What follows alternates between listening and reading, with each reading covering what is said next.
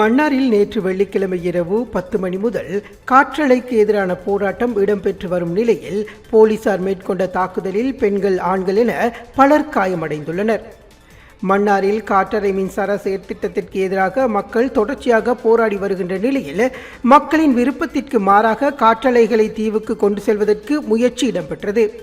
இந்த நிலையில் குறித்த காற்றலை உதிரி பாகங்களை ஏற்றி வந்த வாகனங்களை போராடி அமைதியான முறையில் தடுக்க முயன்ற மக்கள் மீது போலீசார் கொடூரமான தாக்குதலை மேற்கொண்ட நிலையில் பலர் காயமடைந்த நிலையில் வைத்தியசாலைக்கு கொண்டு செல்லப்பட்டனர். மக்களின் விருப்பத்திற்கு எதிராக எந்த திட்டத்தையும் செயற்படுத்த மாட்டோம் என தெரிவித்த ஜனாதிபதி கடந்த மாதம் குழு ஒன்றினை அமைத்து மக்களின் கருத்துக்களை உள்வாங்கி நல்ல ஒரு தீர்வை வழங்குவதாக தெரிவித்திருந்தார்.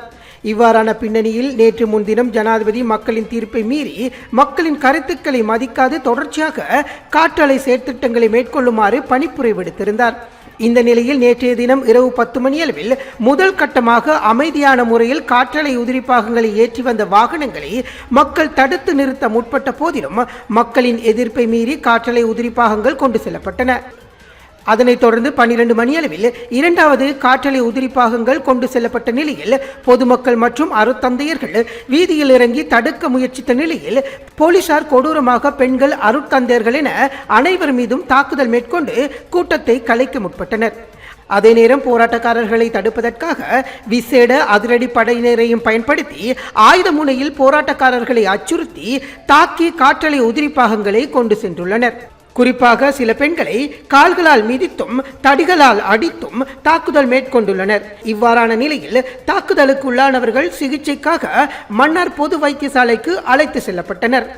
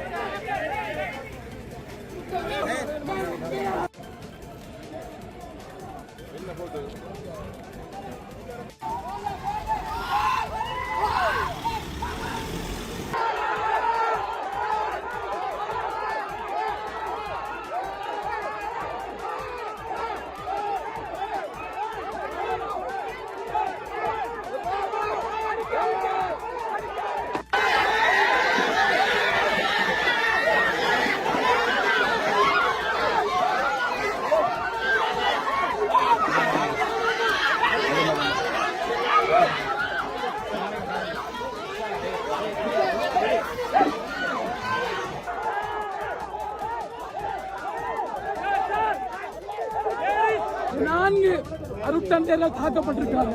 4 அருட்தந்தையர்கள் அடிச்சு இழுத்து ரோட்ல போட்டு இந்த சாவப்பட்டிகள் போகிறது.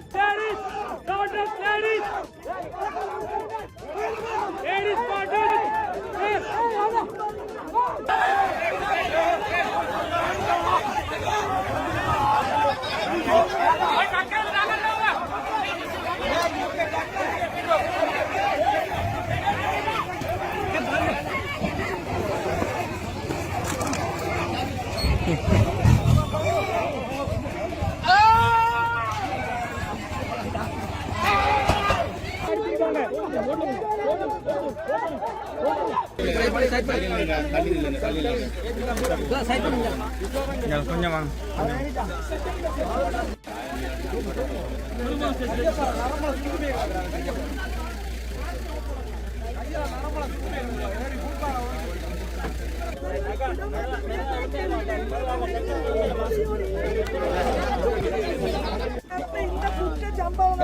எல்லா போலீஸ் போராட்டத்திலும் தாக்கப்படுவதற்கு உரிய சட்ட நடவடிக்கை எடுத்து இவர்கள் உடனடியாக பணியிடை நீக்கம் செய்யப்படும்.